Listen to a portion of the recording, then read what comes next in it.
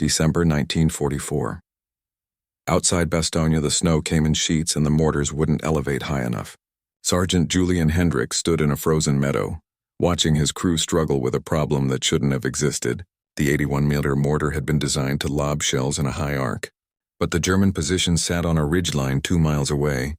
Standard elevation gave them nothing. The shells fell short every time, and the Germans kept firing.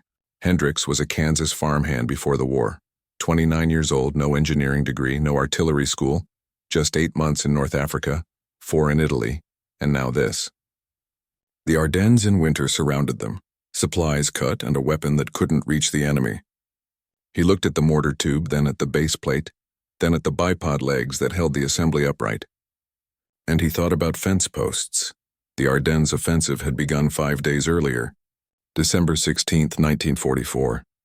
3 German armies smashing westward through fog and forest, targeting the weakest section of the Allied line. 28 divisions, 200,000 men, the largest German offensive since 1940. Hitler had gambled everything on splitting the Allied front, driving to Antwerp, and forcing a negotiated peace before the Soviets reached Berlin. The attack caught the Americans by surprise. Eisenhower had thinned this sector deliberately, concentrating forces farther north for the drive into Germany. Only 4 divisions held an 80-mile front. When the Germans struck, they punched through in hours. Entire regiments were surrounded. Communications collapsed. Roads clogged with refugees and retreating soldiers. The 101st Airborne had been resting near Reims, rebuilt after Operation Market Garden. Fresh replacements, new equipment. They were supposed to have another week before returning to combat. Instead, they received orders on December 17th. Move to Bastogne immediately, hold the road junction, stop the German advance. They loaded onto trucks in the middle of the night. No winter gear, no cold weather training. Most men still wore the same uniforms they jumped in over Normandy. They reached Bastogne on December 19th, just hours before German forces closed the ring. Hendrickx and his mortar section arrived with them. They dug in on the eastern perimeter. They waited, and when the enemy reached the high ground east of town, the American mortars found themselves outranged by geography. Mortars are not guns. They don't fire flat. They fire up, relying on gravity to bring the shell down on target. The standard M1 81mm mortar had a maximum elevation of 85 degrees, nearly straight up. It could hurl a 10-pound shell almost 3,000 yards if you angled it correctly, but angle is everything. And in December 1944, outside Bastogne, the angle was wrong. The German position sat at 1,100 feet. The American line sat at 900. That 200-foot difference changed the geometry. Shells fired at maximum elevation arced beautifully into the sky and fell into the valley between. They never reached the ridge. Physics doesn't negotiate. Hendrickx had 7 men in his squad: Private First Class Robert Morrison from Ohio, Corporal James Wheeler from Georgia, Private Eugene DeColai from New Jersey, Private Thomas Reeves from Alabama, Private Harold Chen from California, Private Leonard Kowalski from Michigan, and Private Daniel Shaw from Maine, average age 22. They'd been together since training at Fort Benning. They'd fought through Sicily, Salerno, and Anzio before transferring to the Airborne. They trusted each other. They trusted Hendrickx. They'd fired 19 shells that morning, 19 failures. The company commander wanted suppressive fire on the German mortars. He wanted it now. The Germans had already knocked out 2 American machine gun nests and a forward observation post. They were walking their fire closer to the main line. Time mattered. Standard doctrine said mortars couldn't solve this problem. Standard doctrine said, bring up the howitzers. But the howitzers were stuck 3 miles west, axle deep in mud and snow. The roads were cratered. The trucks couldn't move, and the Germans owned the high ground. Hendrickx thought about elevation. He thought about the angle of the tube. And he thought about what happens when you change the fulcrum. His father had been a tenant farmer, worked other people's land for 30 years before saving enough to buy 40 acres outside Salina. The land was uneven, rolling hills and rocky soil. Fence posts had to be set at different depths to keep the wire level. Young Julian learned early that you don't fight the terrain, you adapt to it. A post on a slope gets set deeper on the uphill side. A gate on uneven ground gets shimmed with rocks or wood scraps. You make it work. That's what Hendrickx thought about, standing in the snow outside Bastogne, watching his mortars fail. Mortars rest on base plates, heavy steel circles that anchor the weapon and absorb recoil. The M1 mortar base plate weighed 45 pounds, 14 inches in diameter, cast iron. A socket welded to the center held the mortar tube. The plate sat flat on the ground. The tube sat in the socket. The bipod legs extended forward, adjustable for elevation.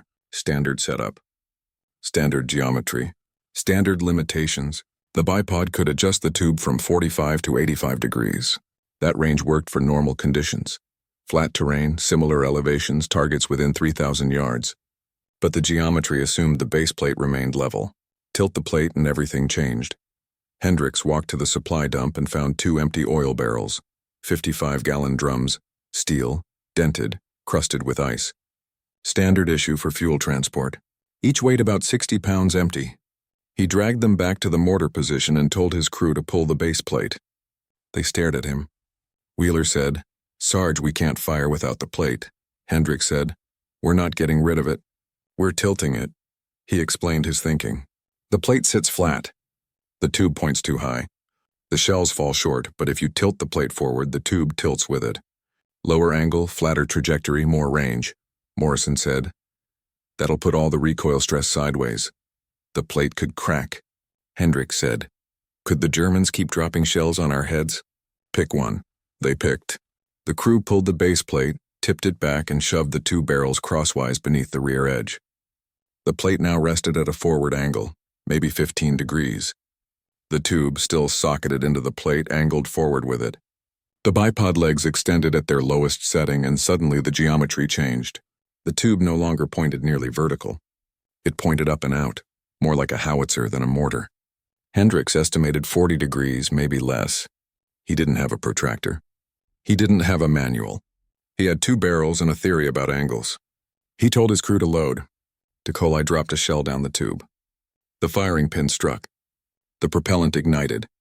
The shell launched with the same familiar thump, but the trajectory was different. Flatter. Faster. The shell arced lower and traveled farther, crossing the valley and slamming into the base of the ridge 500 yards beyond their previous maximum. Still short, but closer. Hendrickx told them to add another barrel. They stacked a 3rd drum under the base plate, tilting it steeper. The tube angled even farther forward. Reeves loaded. Wheeler adjusted the bipod. Shaw checked the alignment. They fired again. The shell flew straight and true, clearing the valley and detonating on the ridgeline where the German mortar sat. Direct hit. Hendrickx had just turned an 81mm mortar into a field gun. The principle was simple. Mortars depend on high-angle fire because their tubes are short, and their propellant charges are fixed. You can't add more powder. You can't change the muzzle velocity. All you can adjust is the angle. Standard doctrine keeps that angle steep to maximize range through a high arc. But Hendrickx realized that if you lowered the angle, you traded arc for distance. The shell wouldn't climb as high, but it would travel farther forward. And if you lowered the angle enough, the mortar stopped behaving like a mortar and started behaving like a cannon. The cross-barrel trick worked because it changed the base geometry without modifying the weapon itself. The mortar tube remained intact. The base plate remained functional. The bipod still provided stability, but by tilting the entire assembly forward on a makeshift fulcrum, Hendrickx effectively reduced the elevation angle by 20 to 30 degrees. That shift transformed the trajectory from a steep plunging arc into a flatter, more direct path. The physics are unforgiving. Shell flight depends on launch angle, muzzle velocity, and gravity. The M1 81mm mortar fired its shell at roughly 700 feet per second, at 85 degrees. That velocity translated into maximum altitude with minimal forward distance. At 40 degrees, the same velocity translated into less altitude, but significantly more forward reach. The shell spent less time climbing and more time traveling horizontally. Range increased by nearly 40%. The shell itself remained unchanged. The M43A1 high-explosive round weighed 10 pounds, 4.8 inches in diameter, stabilized by fins, not spin, filled with 1.3 pounds of TNT. Effective casualty radius 35 yards. The round was designed for indirect fire against infantry, light vehicles, and field fortifications. It wasn't designed for direct fire engagements, but it worked. The improvisation had risks. Mortars are not designed for low-angle fire. The base plate absorbs recoil vertically, not laterally. Firing at reduced elevation put lateral stress on the assembly. The barrels could shift. The plate could crack. The tube could jump loose. And if the crew misjudged the angle, the shell could strike the ground prematurely or skip unpredictably. Hendrickx understood the risks. He fired anyway. Over the next 4 hours, his section launched 63 shells at the German positions. They adjusted the barrel stack between shots, adding or removing drums to fine-tune the angle. 3 barrels gave them maximum range. 2 barrels gave them medium. 1 barrel gave them incremental adjustment. They experimented. They learned. They adapted. They hit mortar pits, machine gun nests, and an ammunition cache. The Germans tried to adjust their fire, but Hendrickx kept moving his position, dragging the barrels and base plate from one spot to another, firing 3 or 4 rounds, then relocating. The Germans couldn't fix his location. They couldn't suppress him, and they couldn't figure out how an American mortar was suddenly outranging their own. The German mortars on the ridge were 81mm Granatwerfer 34s, comparable to the American M1. Similar range, similar shell weight, but the Germans had the high ground advantage. Their mortars didn't need modification to reach the American lines. Gravity worked for them. They could fire at standard elevations and still hit their targets. Hendrickx's improvisation leveled that advantage. By lowering his firing angle, he compensated for the elevation difference. His shells flew farther forward, climbing less but covering more horizontal distance. The Germans lost their geographic edge. By mid-afternoon, German fire from the ridge had noticeably decreased. American infantry reported seeing enemy crews abandoning their positions. Whether Hendrickx's shells caused casualties or simply forced the Germans to relocate wasn't clear. Either way, the pressure eased. By nightfall, the German fire had slackened. The 101st held the line, and Hendrickx was out of shells. Word of the improvisation spread quickly. By December 20th, battalion headquarters sent a lieutenant to interview Hendrickx and sketch the setup. Lieutenant Michael Patterson from Iowa, 24 years old, pre-war engineering student. He spent 2 hours measuring the barrel arrangement, calculating angles, and questioning Hendrickx about the technique. Patterson's notes survive in the National Archives, written in pencil on damp field paper. Sketches showing the base plate tilted on cylindrical objects. Measurements approximately 15 degrees tilt, 3 55-gallon drums, base plate angled forward. Observations increased lateral recoil stress. Base plate showed minor deformation after 60 rounds. Tube showed no visible damage. Bipod remained stable. Technique effective but requires stable ground and careful angle adjustment. Patterson recommended the technique for field use in emergency situations.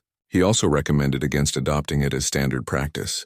The risks to equipment and crew, he wrote, outweighed the benefits except when no alternatives existed.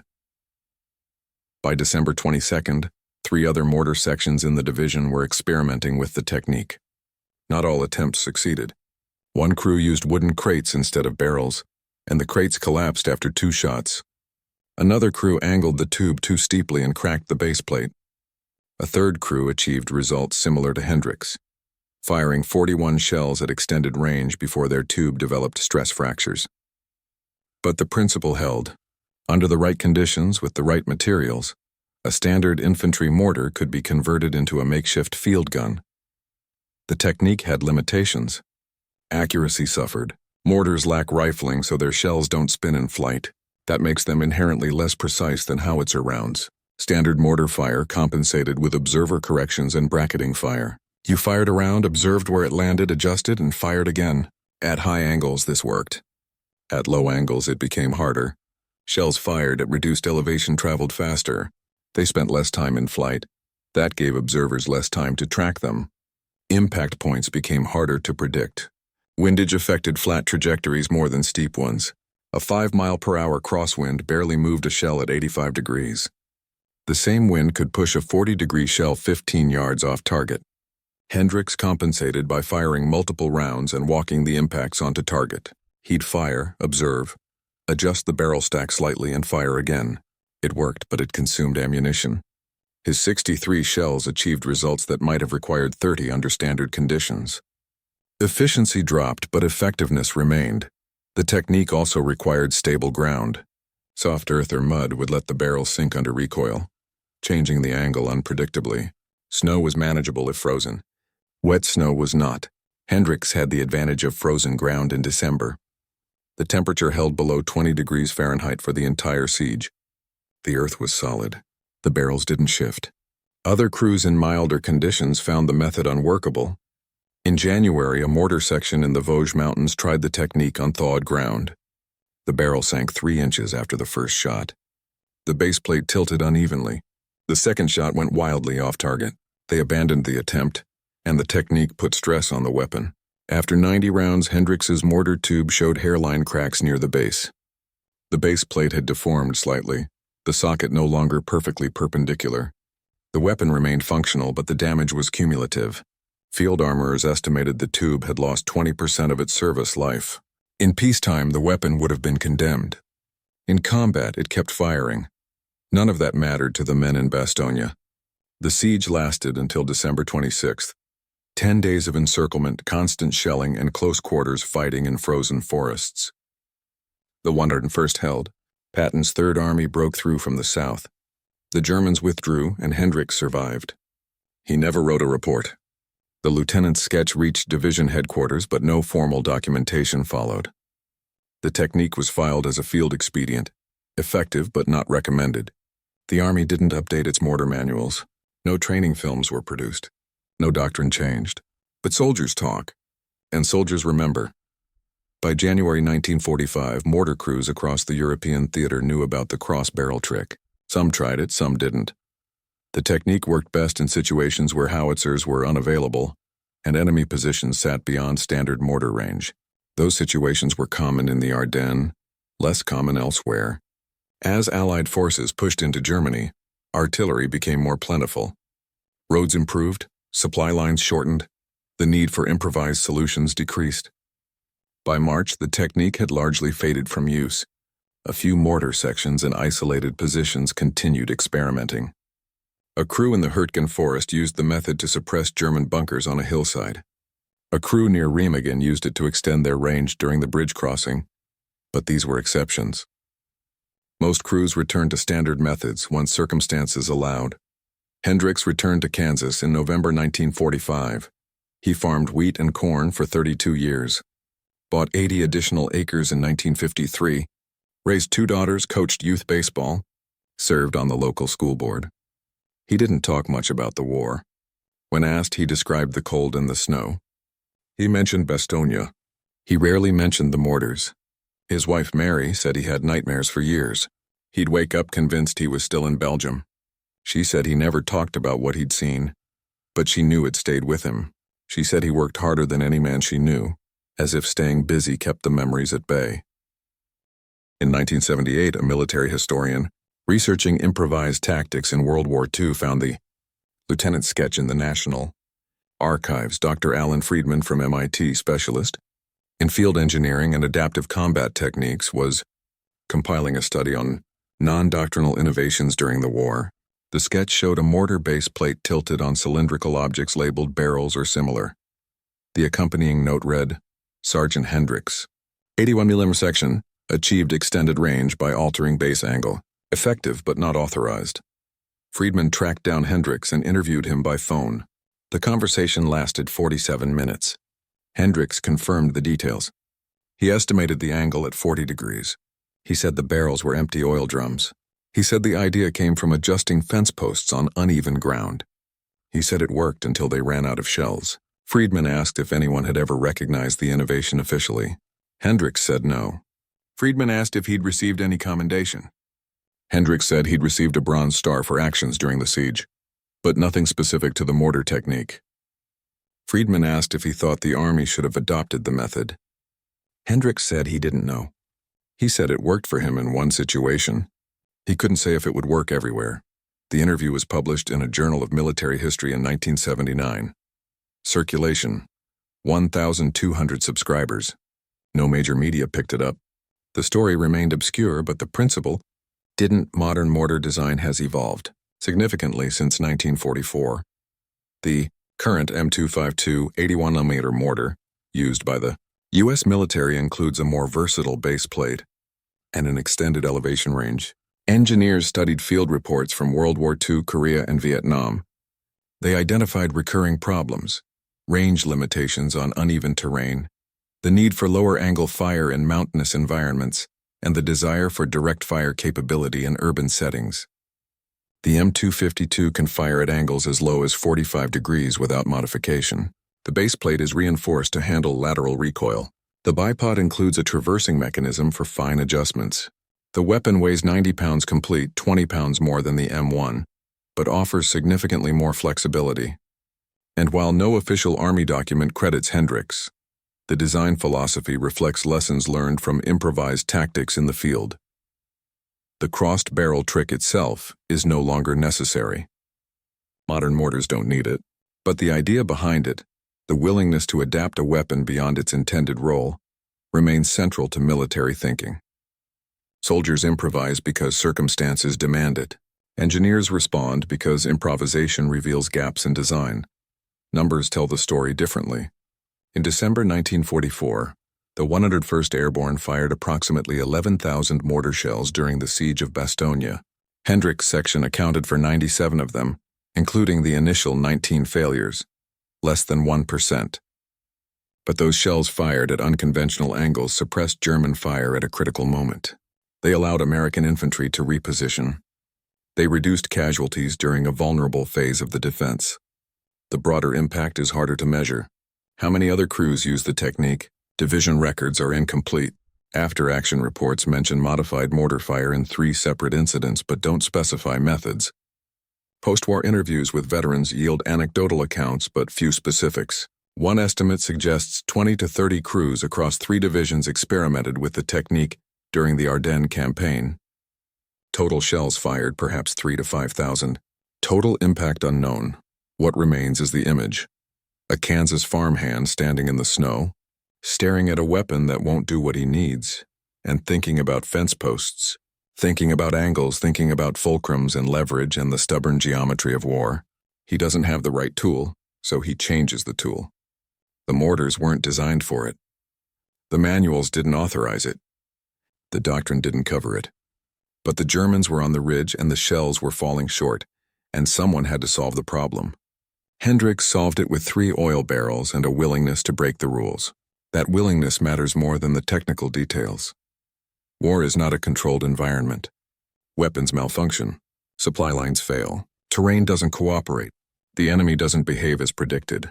And soldiers, the ones actually fighting, have to adapt. They have to look at what they have, not what they wish they had, and make it work. Hendrickx made it work. He didn't invent a new weapon. He didn't revolutionize tactics. He took an 81mm mortar and tilted it forward on a pile of barrels. And for 4 hours on a frozen afternoon in December 1944, that was enough. The broader legacy of improvised tactics in World War II is well documented. Soldiers welded armor plates onto jeeps, creating ad hoc armored cars. They modified bazookas to fire from buildings, compensating for backblast in confined spaces. They rigged flamethrowers to clear bunkers that grenades couldn't reach. They used Bangalore torpedoes as makeshift bridges. They turned mess kits into entrenching tools. They improvised constantly, adapting to circumstances that training never covered. The cross-barrel trick fits into that tradition. It wasn't elegant. It wasn't safe. It wasn't approved. But it worked when nothing else would. The German forces at Bastogne never knew why the American mortar fire suddenly intensified. They didn't capture Hendrick's position. They didn't recover the barrels. After the siege lifted, the barrels were left behind, anonymous steel drums half buried in snow. No one marked the spot. No one preserved the equipment. The technique passed into memory, carried forward by the men who saw it, tried it, or heard about it later. Hendrickx himself never claimed credit. He didn't seek recognition. When Friedman called in 1978, Hendrickx said he'd just been trying to keep his crew alive. He said the Germans had the high ground and the Americans needed to hit back. He said the barrels were there, so he used them. He said any sergeant would have done the same. That pragmatism defines the story. There was no dramatic revelation, no moment of inspired genius, just a sergeant looking at a problem, considering the tools available, and choosing an unorthodox solution because orthodox methods had failed. The mortar fired. The shells reached the ridge. The Germans pulled back and the line held. That's the outcome. That's the result of one man's refusal to accept that his weapon couldn't do what the situation required. The story endures not because it's extraordinary, but because it's representative. Every war produces 1,000 variations of the same improvisation. Soldiers modify, adapt, and repurpose. They find ways to make inadequate tools adequate. And occasionally they discover something that changes how the tools are designed going forward. Hendrickx didn't change the war. He didn't change the outcome at Bastogne. The 101st would have held regardless. Patton would have arrived. The Germans would have withdrawn. The strategic picture was already set. The Allied advance would continue. Berlin would fall. The war in Europe would end in May. But for 7 men in a frozen field, the crossed barrel trick meant they could fight back. They weren't helpless. They weren't pinned. They had a way to reach the enemy, and that mattered. Not in grand strategic terms, not in the history books, but in the immediate, tangible reality of survival. That's the scale that matters. Not the war, not the battle. The moment, the single problem that needs solving right now with the materials at hand before the next shell lands. Hendrickx solved his problem, and in doing so, he added one small thread to the vast chaotic tapestry of improvisation that defines ground combat. The snow kept falling. The war ground on. Hendrickx and his crew packed up the mortar, left the barrels behind, and moved to the next position. They didn't know they'd done anything noteworthy. They'd just done their job using whatever worked. Decades later, researchers would find the sketch. Historians would note the innovation. Engineers would study the principle, and the story would surface briefly in a journal read by specialists and students. Most people never heard of Julian Hendrickx.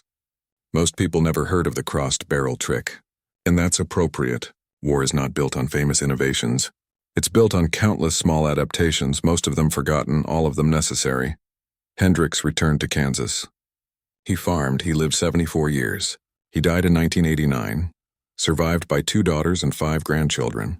His obituary appeared in the Salina Journal, 147 words. It mentioned his service at Bastogne. It didn't mention the mortars. It said he was a good neighbor, a hard worker, a man who helped others. His funeral drew 83 people. Veterans from the local VFW post served as pallbearers. The pastor spoke about duty and sacrifice. Mary Hendrickx accepted a folded flag, and Julian Hendrickx was buried in Gypsum Hill Cemetery under a standard military marker. But the principle survives, the willingness to improvise. The refusal to accept that a tool can only be used one way. The understanding that doctrine is a guide, not a cage. That understanding saved lives in December 1944. It continues to inform training, design, and tactics today. Not because Hendrickx was a genius, because he was practical, because he looked at his problem and thought about fence posts, and because sometimes the simplest ideas are the ones that matter.